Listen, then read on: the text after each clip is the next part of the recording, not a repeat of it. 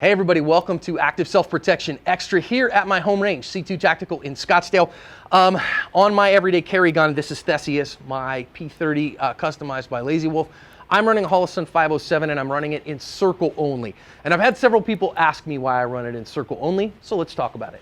Today's video is brought to us by MagTech Ammunition. Whether I'm shooting rifle or pistol, if I'm on the range training, MagTech Ammunition is along for the ride. Number one, I don't think it's for everyone to do that, and I don't think you have to do that, okay? I have run, not this particular gun, but I've run guns with Trijicon RMRs on them, just fine. I've even run a Shield RMS, and mine has run great. Neil, our Chief Marketing Officer and Director of Training at Active Self-Protection, runs a Trijicon SRO with a very fine dot. It runs great. So if you want to run dot only, delightful. I got no problems with that at all. But I was experimenting with circle only for quite a while, and I have experimented with it enough to actually use it, and I want to tell you why. Now, I'll tell you, this is maybe a skosh controversial. I'll tell you the kind of guru of the red dot, Scott Jedlinski, disagrees with me on this. He's like, John, I don't think circle only is the right way. Whereas Tim Herron, who is a high-level competitive shooter and an excellent trainer, runs his in circle only. Who's right? I don't know. Like, I just want to tell you why I'm doing what I'm doing. So we've taken a little bit of B-roll here so you can see me looking at that, and the B-roll distance at that when you were looking through this optic downrange was at 25 yards. And when you see it 25 yards, the cool part of this circle, it's a 32-minute of angle circle. So that means what you could have is you could have a 2-minute of angle dot if you want, and that's a perfectly good way to run this. But the 32-minute of angle circle at 25 yards is an 8-inch circle.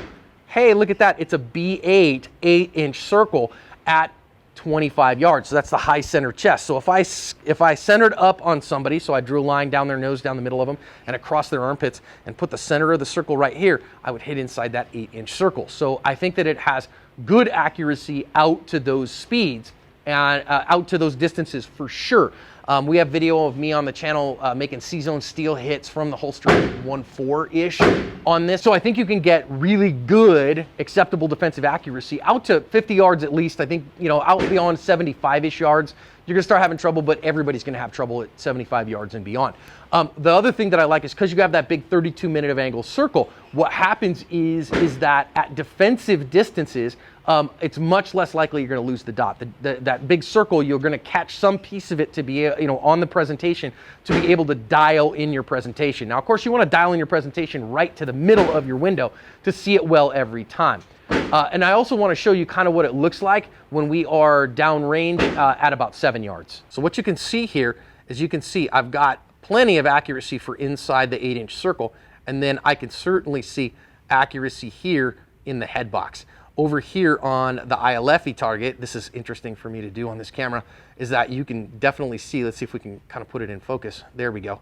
Now you can see I'm well within there, and when I go up to that head circle, I can get a good accurate hit on that head circle at 7 yards without even really thinking about it. So we are now at 25 yards, and I have some friends. My friend Kirk has a group called the B8 Development Group where they really love shooting B8s. So I'm here at the 25-yard line. Let's see what kind of accuracy I can get at 25 yards, slow fire with this circle only at 32 minutes.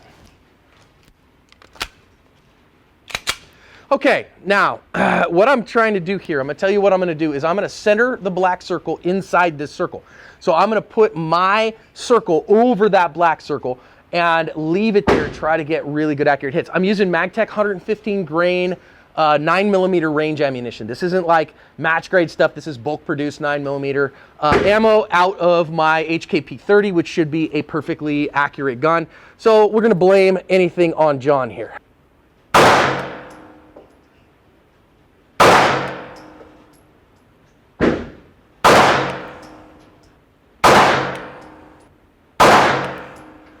One felt a skosh high.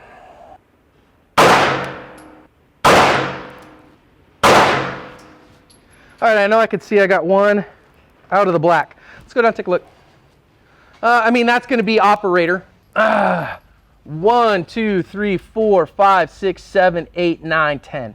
Okay, so I have 10 shots all on the, I'm down 2, 3, 4, 5. So I shot 95, what, 1, 2, 3, 4x at 25 yards on that. Is that acceptable? Man, I'd like to do better than that. That 1 in the 8 maybe frustrates me a little bit, but is that accurate enough at these kinds of distances. At 25 yards, I'll take that all day, every day.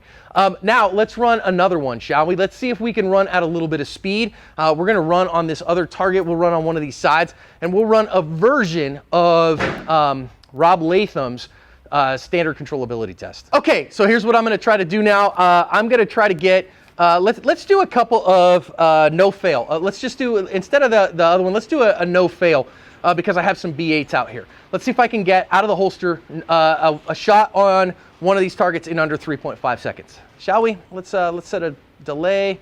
All right, here we go. Shooter ready. Stand by.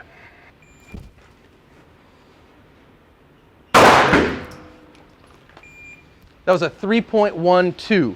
3.12. Let's fly down and see what we got. Ah, gosh, did I really push one that low? Wow. All right, I was down in the 7s. Shoot, I don't like that at all. Let's see if I can get a better one here. I didn't have the grip that I wanted on the gun. Chuck, I am shamed. I have forgotten the face of my father. Let's try it again. Let's try see if we can do one right. I was a little high, but it was in the 8 ring. So 8 ring, right on the 8 ring on that at 3.23. Let's try one more.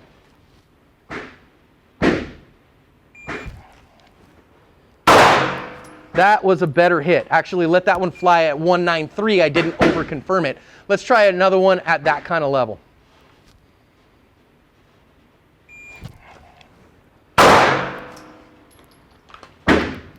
That was a 1.70. Let's go down. So you know what we're actually finding when I have a 3.5 second par? I set it out there and I over confirm and I start having problems is what really ends up happening. Okay? Yeah, so when I started shooting fast, so this was my one down here, actually outside the 7 ring at 3.23. That right on the 8 ring, I'd give myself an 8 on that, was a 3.12. That was a 1.9 and that was a 1.7. So I'm shooting 9s in that fast one when I just let it fly at my first opportunity. Last one that we're going to try, let's see if we can get a couple headshots at 15 yards in a decent time. All right, see if we can get headshots here.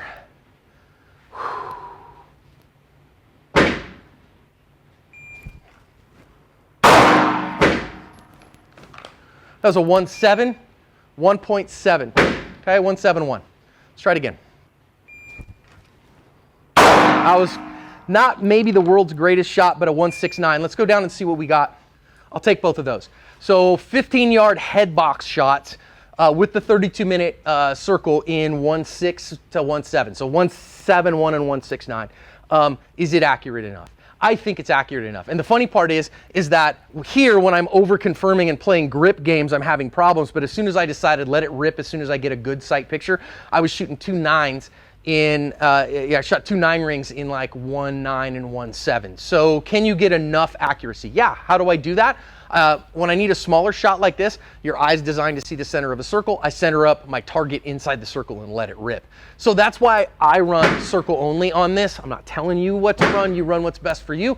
But I also think when we get in close, it lets me run fast. And at farther distances, I still get great accuracy.